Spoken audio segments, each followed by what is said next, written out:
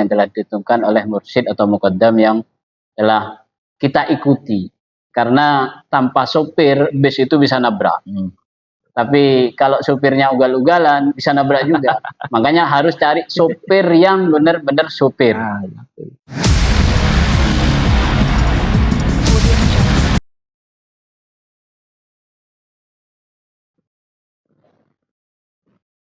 Assalamualaikum warahmatullahi wabarakatuh. Bismillahirrahmanirrahim. Alhamdulillahirabbil alamin wa bihi nasta'inu ala umurid dunya waddin. Allahumma shalli ala sayyidina Muhammadin al-Fatih lima ulik wal khatim lima sabaq. Nasril haqqi bil haqq wal hadi ila siratikal mustaqim wa ala alihi haqqa qadrihi wa miqdarihil azim. Amma ba'du. Alhamdulillah, pada hari ini kita berjumpa lagi di An-Nur Media yang dikemas podcast tren Pondok Pesantren An-Nur. Dalam hal ini adalah kajian Pondok Ramadan, dan mudah-mudahan seluruh pemirsa An-Nur Media yang menyaksikan tayangan YouTube channel ini mudah-mudahan mendapatkan ridha Allah, dan ilmu yang disampaikan nanti mudah-mudahan bermanfaat. Amin ya rabbal alamin. Dan alhamdulillah pada hari ini kita kerawan Yai yang hadir di tengah-tengah kita, insya Allah nanti akan memberikan siraman rohani kaitannya dengan thariqah. Karena kebanyakan thariqah, anggapan orang-orang di luar sana bisa dibilang bid'ah. Ada orang awam mengatakan thariqah itu ketika kita masuk ke salah satu thariqah bisa jelimet, bisa terlalu banyak batasan, dan bisa banyak aturan dan sebagainya. Nanti akan dikupas dan dijelaskan langsung oleh beliau Al-Mukarram Kiai Haji Ahmad Tijani Mukhlas. Assalamualaikum Yai. Waalaikumsalam. Sehat Yai? Alhamdulillah. Alhamdulillah. Beliau salah satu muqaddam Thariqah Mu'tabarah, Thariqah At-Tijani, dan juga beliau pengasuh Pondok Pesantren Fauzul Mukhlasin, Kelurahan Pakestaji, Kota Probolinggo.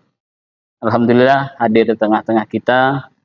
Perlu diketahui oleh pemirsa An-Nur Media dan podcast tren Pondok Pesantren An-Nur, ketika berbicara thariqah, sebenarnya apa yang menjadi sampaikan dari awal tidaklah berat, karena salah satu jalan utama kita mengikuti thariqah itu adalah tujuannya menjadikan Islam kafah yang kita miliki dan bisa mendekatkan diri kepada Allah Subhanahu wa taala. Oleh karena itu, kami persilahkan kepada beliau untuk menyampaikan ilmunya tentang indahnya thariqah dan bagaimana thariqah menurut orang-orang di luar sana. Waktu dan tempat kami persilahkan. Terima kasih atas waktunya. Bismillahirrahmanirrahim. Alhamdulillahirabbil alamin. Allahumma shalli ala sayyidina Muhammadin wa ala alihi washabihi ajmain. Amma ba'du. Jadi kita sebagai manusia, paling tidak kita diciptakan oleh Allah, kita punya tugas, yaitu wa ma khalaqtul jinna wal insa illa liya'buduni. Jadi saya tidak menciptakan jin dan manusia kecuali untuk beribadah kepadaku. Jadi salah satu tugas dan kewajiban kita sebagai hamba, sebagai manusia yang diciptakan oleh Allah, yaitu menghambakan diri kita beribadah, menyembah kepada Tuhan kita, yaitu Allah Subhanahu wa taala. Dan tentunya di dalam beribadah itu kita perlu ada kedisiplinan. Dalam beribadah kita butuh aturan-aturan. Maka sebenarnya manusia hidup di dunia itu sebenarnya dibatasi oleh aturan-aturan, baik itu aturan yang diatur oleh syariat ataupun aturan-aturan yang diatur oleh adat istiadat yang berlaku di tengah-tengah kita. Untuk beribadah kepada Allah kita butuh yang namanya syariat, di mana sang pembawa syariat ini tiada lain baginda kita Nabi besar Muhammad sallallahu alaihi wasallam. Beliaulah yang menjelaskan tentang syariat yang isinya adalah tata cara bagaimana kita beribadah kepada Allah. Jadi agama itu komponennya ada 3, ya. Yaitu ada Islam, iman, dan kemudian ihsan. Dari Islam di sini kemudian muncul yang namanya syariat. Makanya rukun Islam itu kan ada 5, mulai dari syahadat, kemudian sholat. Sholat kita dituntun oleh baginda kita Nabi besar Muhammad Shallallahu Alaihi Wasallam. Kemudian di dalam syariat, menjalankan syariat, kita tentu butuh pendisiplinan agar kita semangat pengabdian kita dan penghambaan kita kepada Allah itu lebih teratur. Maka di sini menurut saya pribadi perlunya tarekat. Dan disinilah indahnya tarekat ketika kita masuk ke dalamnya. Memang sepintas bahkan di kalangan masyarakat umum ini ada kecenderungan tarekat itu berat, sehingga ada perasaan takut. Wah, kalau saya masuk tarekat, saya takut tidak kuat menjalankan. Karena memang ada persepsi-persepsi yang dibangun bahwa tarekat itu adalah ketika kita masuk ke dalam tarekat, seakan-akan kita membatasi diri dengan kehidupan halayak, kehidupan publik. Gambarannya dalam pandangan mereka ketika bertarekat identik dengan menyendiri, kemudian mengurangi makan dan minum, jarang tidur, selalu berzikir, kemana-mana. Artinya seakan-akan tarekat ini membatasi aktivitas kehidupan kita. Nah, ini yang menyebabkan masyarakat pada umumnya ini ada kecenderungan rasa takut untuk masuk ke dalam tarekat. Bahkan tidak jarang ada muncul statement, ada ungkapan seperti ini, saya sebenarnya ingin bertarekat, tapi syariat saya belum sempurna. Alasan itu alasan. Ada muncul statement seperti itu. Pernah saya bicara dengan seseorang, muncul statement seperti itu, kemudian saya balik tanya, kalau alasannya syariatnya tidak sempurna, ukuran syariat sempurna itu sejauh mana? Karena kalau sempurna tidak ada yang sempurna kecuali baginda besar Nabi Muhammad Shallallahu Alaihi Wasallam. Justru kehadiran tarekat itu untuk menyempurnakan syariat itu. Karena dengan bertarekat kita lebih disiplin lagi, lebih menjaga diri kita dohiron wa batinan. Kenapa? Karena tarekat itu penekanannya kan sairul qulub, perjalanan hati, wisata hati. Jadi menjaga hati, intinya seperti itu. Cuman secara dohirnya memang tarekat itu identik dengan zikir. Karena memang orang bertarekat itu tidak jauh aktivitasnya dari berzikir kepada Allah Subhanahu wa taala. Karena apa? Fadkuruni adkurkum. Ingatlah kalian semua kepadaku, maka aku akan ingat. Kita mengingat Allah melalui lisan kita berzikir, hati kita selalu ada rasa ta'alluq, ada hubungan yang kuat dengan Allah Subhanahu wa taala. Saya kira ini gambaran secara umum tentang tarekat. Indahnya bertarekat itu ketika kita sudah berzikir dengan Allah. Kita membiasakan lisan kita berzikir, membiasakan hati kita berzikir, maka ada rasa tentram, ada rasa nyaman. Sebelum bertarekat, ini pengalaman pribadi, pengalaman pribadi. Saya mengeksplor pengalaman pribadi saya. Saya bisa membedakan antara sebelum bertarekat dan setelah bertarekat. Sebelum bertarekat seakan-akan kehidupan saya yang dihantui oleh pikiran yang macam-macam itu, yang dipikir itu sembarang kalir ya, macam-macam, karena memang manusia itu kan ada nafsu. Banyak keinginan-keinginan, baik itu yang bersifat duniawi ataupun kesenangan-kesenangan pribadi dan lain sebagainya.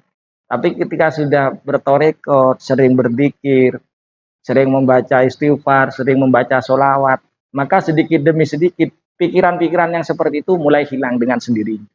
Ya walaupun ada lah, kita bukan manusia yang sempurna, tapi paling tidak bertarekat itu bagian dari ikhtiar kita untuk menuju kesempurnaan itu. Seperti itu. Kalau melihat dari pembukaan jenengan sampaikan tuh kayaknya mudah. Iya.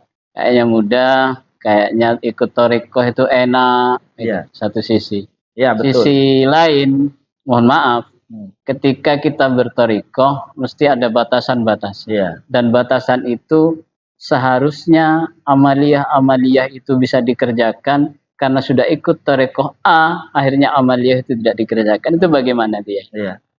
Memang kita hidup itu pasti dibatasi oleh aturan. Aturan. Iya. Jangankan bertorekot, bertorekot itu kalau saya menggambarkan itu sama dengan seseorang yang lagi mondok di pondok pesantren. Ketika seseorang mondok di pondok pesantren, maka tentu akan terikat dengan aturan yang Aturan ada di di pondok dalam pesantren itu. itu. Torekot juga seperti itu. Ketika seseorang masuk ke dalam torekot, karena torekot ini kalau saya menggambarkan itu adalah sebuah lembaga. Torekot itu adalah lembaga yang mengatur dalam perjalanan suluk menuju Allah Subhanahu wa taala. Sehingga di dalamnya perlu ada aturan-aturan yang dibangun oleh para pendiri torekot itu sendiri. Sesuai dengan tentunya antara satu torekot dengan torekot yang lain tidak sama aturannya. Tidak sama. Jadi kalau dikatakan membatasi kehidupan atau amaliah tertentu, ini sebenarnya hal yang biasa lah kita dalam hidup ada keterbatasan-keterbatasan. Contoh yaitu tadi kalau kita mondok, sebelum kita mondok kita bebas pegang HP, kita bebas nonton televisi. Tapi ketika kita sudah mondok, maka perbuatan-perbuatan seperti itu justru kemudian terhalang oleh aturan-aturan yang berlaku seperti itu. Terkait torikoh itu sendiri yang jenengan sampaikan tadi, Ya. apakah memang ada aturan ketika syariat yang kita miliki sudah mapan, kita harus bertorikoh? Intinya bertorikoh itu hukumnya apa, Yai?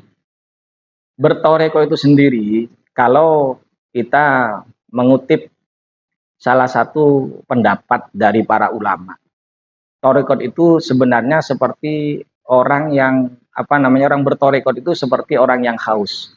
Sebenarnya bertorikot itu bukan kewajiban di dalam agama. Yeah. Secara agama tidak mewajibkan untuk bertorikot. Agama hanya mewajibkan kita menjalankan perintah syariat, itu saja. Cuman secara nadori, secara nalar, bertorikot itu menjadi kewajiban. Akhirnya wajib. Iya, akhirnya menjadi kewajiban secara nalar. Jadi kewajiban ini istilahnya bukan secara syar'i, tapi secara nadori. Yeah. Secara nalar, diibaratkan seperti orang haus. Orang haus itu tidak wajib minum. Selama dia tidak menyebabkan kematian, tidak wajib minum. Tapi secara nalar, saya harus minum biar saya hilang, seperti itu. Karena kita begini ya, kita hidup di dunia itu pasti banyak kesalahan. Pasti banyak kesalahan yang kita lakukan dalam hidup. Karena kita bukan maksum, kita bukan nabi, kita bukan rasul. Lah untuk menuju perbaikan kesalahan-kesalahan itu, maka torikot ini salah satu faktor yang bisa membantu kita, menuntun kita agar kita bisa menjadi yang lebih baik lagi. Jadi kalau pertanyaannya apakah wajib torikot, kalau secara syariat tidak wajib, cuman secara nalar. Jadi wajibnya ini secara nadori. Kalau seandainya ikut torikoh bisa membuat kita lebih baik, secara tak langsung kita harus mewajibkan diri ikut torikoh. Ya masalah mewajibkan diri yaitu kembali kepada hak mereka masing-masing lah. Karena memperbaiki diri itu kan banyak jalannya. Banyak jalan untuk memperbaiki diri, cuman torikot ini salah satu solusi yang bisa mengangkat kita menjadi orang yang lebih baik lagi melalui ajaran-ajaran yang ada di dalamnya. Cuma masalahnya gini guys, ketika kita bertorikot, mohon maaf, ya, ada salah satu torikoh yang mengatakan ketika kita sudah mengikuti torikoh si A, ketika kita punya guru dari awal, ya, guru ngaji, guru di pondoknya, kalau kita beranggapan itu wali, kita lebih mencintai kepada guru kita yang notabene bukan torikoh Tijani, itu bisa membatalkan diri kita yang sudah ikut torikoh Tijani. Apakah itu benar? Bukan membatalkan. Jadi masalah seperti itu, masalah adab ya. Masalah adab. Adab di dalam torikoh. Jadi ketika kita punya guru, dan kemudian ada aturan-aturan yang ada di dalamnya, maka kita mengikuti aturan-aturan yang dibangun oleh guru kita. Itu bagian dari adab. Ibaratnya begini, kalau kita naik kendaraan lah, naik kendaraan bus. Tentunya ketika kita naik kendaraan bus, walaupun itu bus kendaraan umum, kemudian fasilitasnya ada AC dan lain sebagainya. Ketika kita sudah mulai naik ke salah satu bus, maka kita harus mengikuti aturan yang ada di bus itu. Salah satu yang umum apa? Dilarang merokok karena AC. Kalau kita naik bus yang tidak ada AC-nya, silakan bebas merokok. Tapi ketika kita masuk ke bus yang ada AC-nya, maka ada larangan kita tidak boleh merokok. Kita tidak bisa berdalil, oh di sana bebas. Iya di sana, tapi di sini ada aturan yang lain. Kalau tidak mau ikut aturan, silahkan. Karena apa? Karena tidak ada paksaan di dalam toriko. Tapi ketika sudah masuk, maka terikat dengan aturan. Yeah. Sebenarnya gambarannya ada di dalam agama kita. Gambarannya ada dalam agama kita. Sebelum orang masuk Islam, tidak ada paksaan. Tidak ada paksaan. La ikraha fiddin. Tidak ada paksaan di dalam agama. Tapi ketika orang ini sudah menyatakan keimanannya masuk agama Islam, maka secara otomatis wajib sholat, wajib zakat, wajib puasa. Ini tidak bisa tidak. Dan ini bukan sebuah paksaan, tapi ini aturan yang berlaku. Kalau terkait aturan, tapi iya. Kalau terkait kecintaan, iya. Kalau salah satu guru kita ada istilah jangan sampai melebihi ke. Oh iya, betul. Itu sebenarnya ada contoh dalam syariat. Kita umat Nabi Muhammad Shallallahu Alaihi Wasallam. Kita cinta kepada semua nabi, mulai dari Nabi Adam itu wajib kita cinta, tidak boleh benci. Tapi cinta kepada Nabi Muhammad tidak boleh melebihi siapapun.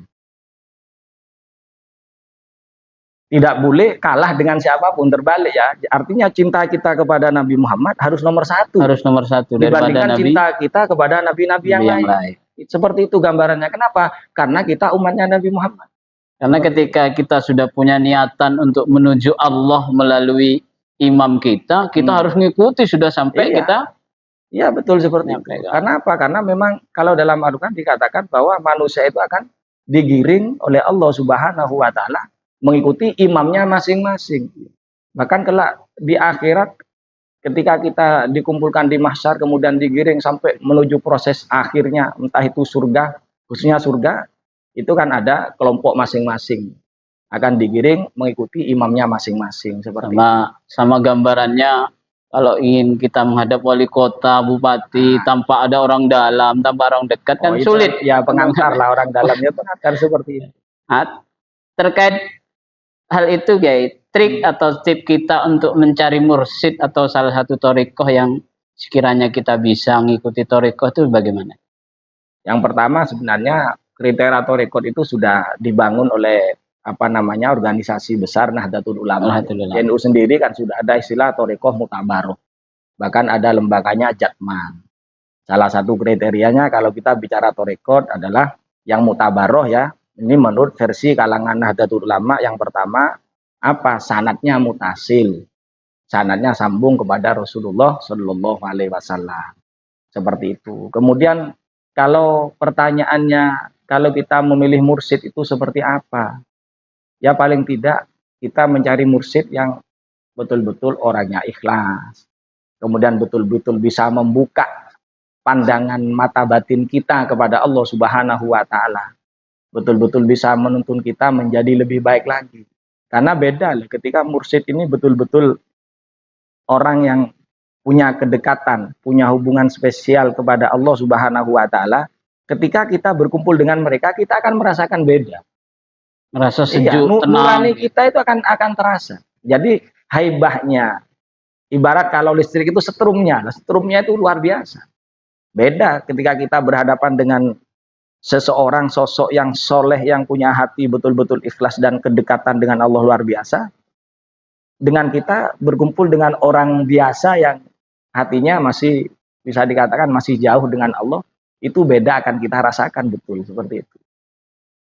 Cuma yang terjadi di masyarakat begini, taruhlah di sini ke kota atau kabupaten Probolinggo ini, thariqah yang besar adalah thariqah A, dalam hal ini adalah thariqah Tijaniyah. Banyak masyarakat itu hanya ikut-ikutan, ini yang besar, ikut ini. Atau bisa jadi, mohon maaf, muqaddam itu kebanyakan TNAE membaiat orang tanpa melihat apakah orang ini bisa melaksanakan atau tidak. Itu bagaimana? Kalau ini kan lebih khusus ya, pertanyaan tentang masalah thariqah Tijaniyah. Yang pertama, muqaddam itu beda dengan mursyid. Itu harus tahu dulu. Oh beda. Beda. Mursyid dengan muqaddam itu beda. Muqaddam itu hanya penyambung ibaratnya kalau listrik hanya penyambung kabel.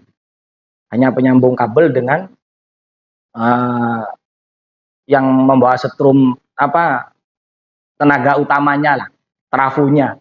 Jadi sumber utama listrik itu kita muqaddam itu tugasnya hanya menyambung dengan cara apa? Memberikan izin membaca wirid-wirid yang ada dalam thariqah. Itu yang pertama. itu muqaddam. Jadi ada bedanya dengan mursyid istilah dalam thariqah yang lain. Kemudian yang kedua, kalau masalah kok seperti begitu mudah membaiat atau memberi izin kepada orang yang ingin masuk, padahal latar belakangnya belum tentu dia itu bisa menjalankan dan lain sebagainya. Sebenarnya begini, dalam thariqah Tijani ketika ada seseorang ingin masuk ke dalamnya, maka sebelum masuk itu ada istilah menyampaikan syarat-syarat dulu. Jadi ada kesanggupan, ada syarat-syarat di dalam thariqah dijelaskan sedemikian rupa. Setelah itu disampaikan kira-kira dengan syarat ini mau ndak apa menerima. Kalau tidak menerima, tidak apa-apa, ya sudah, jangan masuk. Kalau mau menerima dengan serius silahkan, karena memang awalu kodamin fitori koti asidku. Ya, langkah awal ketika seseorang itu masuk thariqah itu adalah asidku. Ya. Sidku itu serius. Thariqah itu bukan main-main, ya serius. Makanya syarat-syarat itu disampaikan. Bukan mudah ya, bukan gampang memberikan kepada orang lain, tidak. Karena memang dalam thariqah Tijaniyah itu, dalam membaiat seseorang itu bisa dikatakan lebih terbuka. Aturannya tidak jelimet, yang penting orang itu mau menerima syarat-syarat yang ada, monggo. Kalau tidak mau, ya silakan, tidak usah ikut. Seperti itu. Toh di ketika perjalanan orang yang sudah dibaiat ternyata masih menyalahi aturan-aturan, itu sudah bukan tanggung jawabnya. Iya. Itu resiko yang bersangkutan. Ya, penyambung juga tetap mengawasi. Seperti itu, iya. Ibaratnya membimbing juga membimbing, cuman membimbingnya sebatas apa, mengawasi. Kalau ada yang tidak benar mengingatkan. Jadi watawasau bil haqqi itu tetap berlaku. Sebenarnya bukan hanya muqaddam atau mursyid, siapapun itu watawasau bil haqqi itu ada kewajiban. Ketika orang itu tahu harus ngasih tahu, harus menasehati, mengingatkan, ya seperti itu. Terus terkait ini ya, dalam thariqah itu, mohon maaf, ada istilah keunggulan atau fadilah. Ketika ikut thariqah ini, kita bisa ini itu. Itu bagaimana? Oh, itu semacam apa fadilah yang ada dalam thariqah. Iya, karena setiap sesuatu itu pasti ada keistimewaannya masing-masing. Jadi ada sebuah ungkapan mengatakan la tahtakir mandunaka fa inna likulli syai'in mazaya. Kamu jangan menghina siapapun, karena setiap orang itu, setiap sesuatu itu pasti punya kelebihan masing-masing. Jadi apapun itu pasti ada kelebihan. Tapi kelebihan itu dengan tanpa merendahkan yang lain, begitu. Jadi umpamanya ada klaim bisa begini-begini, bukan berarti itu meremehkan yang lain, bukan. Itu tidak boleh merendahkan yang lain. Jadi kita memang kalau dalam berthariqah itu ada keutamaan-keutamaan seperti itu yang disampaikan dalam ajaran-ajaran thariqah, ya kita memang seperti itu. Karena setiap sesuatu itu tadi ada kelebihan yang dimiliki, ada keutamaan yang dimiliki. Tapi dengan tanda petik, ketika kita meyakini ada kelebihan seperti itu, kita tetap tidak boleh merendahkan yang lain, yang kemungkinan yang lain itu tidak punya kelebihan yang sama. Seperti itu. Itu harus kita pahami seperti itu. Kalau terkait ungkapan thariqah itu bid'ah, bagaimana? Thariqah itu bid'ah itu terlalu jauh. Itu terlalu mengeneralisir masalah. Ya, thariqah itu ya mungkin ada yang sesat, ada yang tidak, ada yang bid'ah ajarannya, ada yang tidak. Jadi harus diklarifikasi itu thariqah yang seperti apa. Karena kalau thariqah yang betul-betul thariqah, kalau dalam NU istilahnya thariqah mutabaroh, itu sudah jelas perilakunya itu semuanya berdasar. Amaliyah yang ada di dalamnya itu berdasar. Thariqah sendiri itu kan identik dengan tasawuf ya. Jadi pelaku thariqah itu identik dengan sufi, orang sufi lah, seorang sufi. Jadi kalau ada orang berthariqah, wah itu sufi, seorang sufi. Jadi kalau melaksanakan, kalau melaksanakan, makanya saya mengatakan identik ya. Secara umum seperti itu. Istilah tasawuf sendiri itu kan sudah muncul mulai zamannya generasi tabi'in. Ada yang mengatakan di generasi tabi'in, ada yang mengatakan dari generasi tabi'ut tabi'in. Istilah-istilah tasawuf ya. Kita memahami istilah tasawuf dulu sebelum masuk ke thariqah. Jadi istilah tasawuf itu sudah dikenal, ada yang mengatakan mulai zamannya generasi tabi'in, yaitu generasi setelah sahabat, yaitu murid-muridnya sahabat. Di antaranya yang dikutip itu ungkapannya Syekh Hasan Basri. Hasan Basri itu mengatakan ra'aitu as-sufia fit tawaf. Fa'ataituhu syai'an walam ya'khudhu. Saya melihat seorang sufi. Saya melihat seorang sufi di ketika tawaf. Kemudian aku memberikan sesuatu kepadanya tapi dia tidak menerima, tidak mengambilnya. Jadi istilah sufi sudah ada dikenal mulai generasi tabi'in. Ada yang mengatakan mulai dari tabi'in. Ada sebuah ungkapan populer ya, yang dinisbatkan kepada Imam Malik bin Anas, gurunya Imam Syafi'i. Imam Malik bin Anas itu punya ungkapan, dan ini menurut para ulama mayoritas mengatakan bahwa ungkapan ini dinisbatkan kepada Imam Malik bin Anas. Artinya ini ungkapan Imam Malik bin Anas kurang lebih seperti ini. Beliau mengatakan man tasawwafa wala tafaqqaha tazandaqo. Wa man tafaqqaha wala tasawwafa tafassaqo. Ini barang siapa bertasawuf tapi tidak berfikih, tidak menjalani syariatnya, maka rawan menjadi orang yang zindik, kafir zindik. Dia menjadi kafir tanpa disadari. Kafir zindik kan samar. Sebaliknya, siapa yang mempelajari syariat berlebihan lah, tapi tanpa diimbangi dengan tasawufnya, itu rawan menjadi orang yang fasik. Kenapa kok fasik? Karena semakin orang mengerti hukum itu, bisa akan meremehkan hukum itu sendiri. Ketika tidak diimbangi dengan tasawufnya. Artinya tasawuf ini kalau kendaraan rim. Kalau tidak ada rimnya itu bisa menerobos, karena semakin orang mengerti agama, semakin memperdalam ilmu fikih, maka banyak hukum-hukum yang bisa direkayasa. Seperti itu. Kalau dengan ungkapan itu tidak menjadi bimbang ya? Siapanya? Bertorikoh tanpa syariat atau tanpa fikih bisa zindik. Iya. Sebaliknya, kalau bertasawuf tanpa bertasawuf tanpa berfikih juga, tasawuf tanpa fikih itu rawan menjadi zindik. Fikih tanpa tasawuf itu rawan menjadi fasik. Iya, itu kan tidak menjadi bimbang. Ingin bimbang ya, Pak. Ikut torikoh, masalahnya syariat yang kita miliki belum, atau tafakoh kita tentang fikih kita. Sekarang kita harus paham dulu batasan syariat ya. Syariat itu sejauh mana kita paham syariat gitu. Kalau saya memahami syariat itu ya yang menjadi kewajiban kita dalam beribadah kepada Allah. Kalau masalah sholat ya kita harus tahu sholat, ya minimal tahu caranya sholat, apa yang menjadi rukun-rukunnya sholat, apa yang membatalkan sholat, kemudian yang berhubungan dengan sholat seperti wudhu, kita tahu caranya berwudhu, yang membatalkan wudhu itu sudah syariat. Tidak harus detail demikian rupa dengan dalil-dalilnya, itu bukan mau memahami syariat lagi, nanti mau menjadi mujtahid kalau seperti itu. Iya, mujtahid sekelas Imam Syafi'i. Buat hukum iya.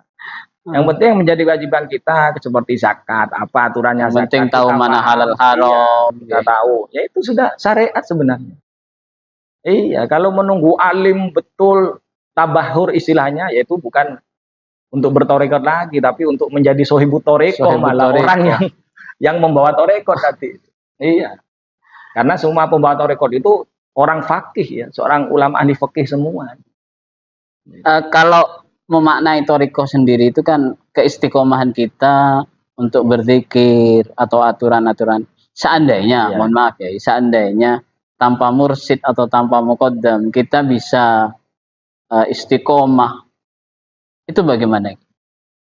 Maksudnya apa? Ya, dalam hal apanya itu maksudnya? Ketika contoh umpamanya di torikoh A ada amaliyah ini. Iya. Secara tak langsung kita itu bertorikoh otodidak. Tanpa ada yang menuntun, tanpa ada yang membimbing, itu bagaimana? Kalau seperti itu ada resikonya. Resikonya nanti apa? Resikonya kita akan salah jalan. Akan menjadi orang yang sesat. Karena apa? Karena perilaku-perilaku dalam torikot itu kan ada yang menuntun. Sehingga ada istilah man la sayholahu fasayhuhu syaitonun. Orang yang tidak punya guru, maka gurunya adalah setan. Jadi rawan setan itu pintar sekali menipu kita. Kadang secara dohir kita berbuat baik, sebenarnya itu adalah menjerumuskan kita, membuat kita terjerumus di dalam jebakannya setan. Nah, kalau otodidak seperti tadi ya, kita tidak tahu, seakan-akan kita melakukan kebenaran, tapi itu sebenarnya sebuah kesalahan. Contoh kadang ketika seseorang berzikir tanpa ada yang menuntun, zikir otodidak melakukan wiritan apalah dibaca secara istiqomah, kemudian akhirnya dia bermimpi didatangi apalah mimpi-mimpi yang cahaya iya, apa ya. sehingga dia tidak tahu membedakan mimpi ini yang Mana mimpi setan yang apa? betul-betul min qitoil wahyi, bagian dari wahyu, apa ini setan, tidak tahu, tidak bisa membedakan.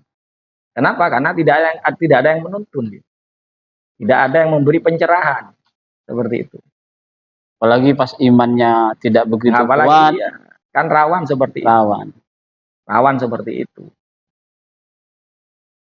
Oke, terima kasih Yai. Sebenarnya banyak yang perlu dibahas terkait dengan thariqah itu, karena di kalangan masyarakat sekarang merasa ngeri-ngeri bagaimana ikut thariqah gitu. Padahal setelah sampean jelaskan tadi itu sangat mudah, karena tujuannya ketika kita sudah syariat yang kita miliki itu dibarengi dengan thariqah, mesti kita akan istiqomah. Iya. Menjalankan apapun, dan ketika kita ada aturan, mesti kita akan menjalankan. Iya. Daripada tidak ada aturan. Ya emang gini, masalahnya kan, ini mungkin waktunya ya kita ini sebagai tambahan saja. Jadi thariqah itu dari sekian banyak thariqah itu intinya tipe thariqah itu ada dua.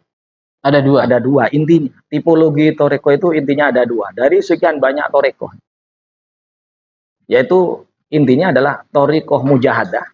Thariqah yang penekanannya itu apa? Riyadhah.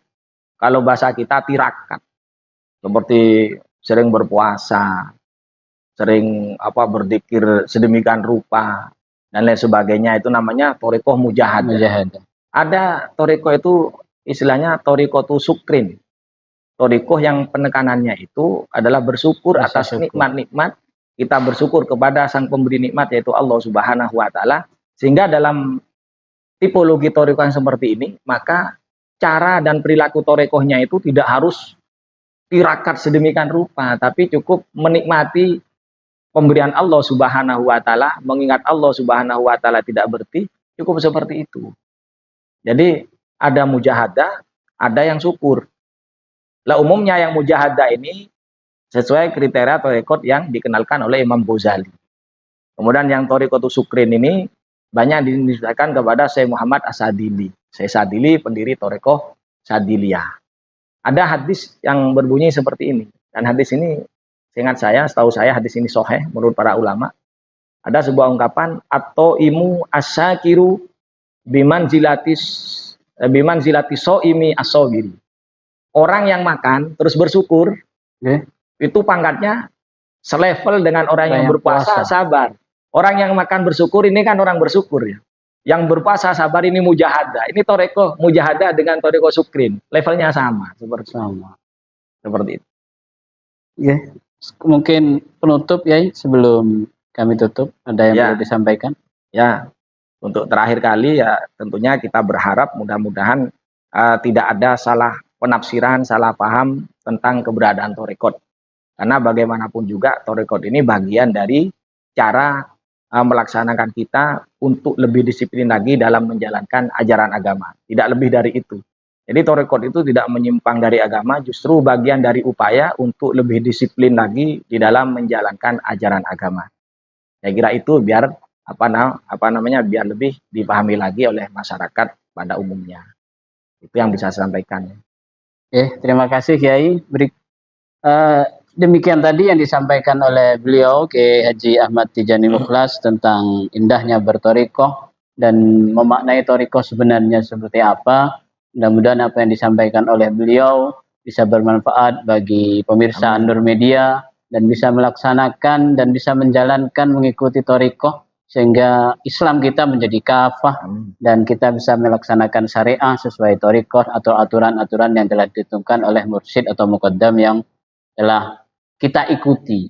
Karena tanpa sopir bis itu bisa nabrak. Tapi kalau supirnya ugal-ugalan bisa nabrak juga.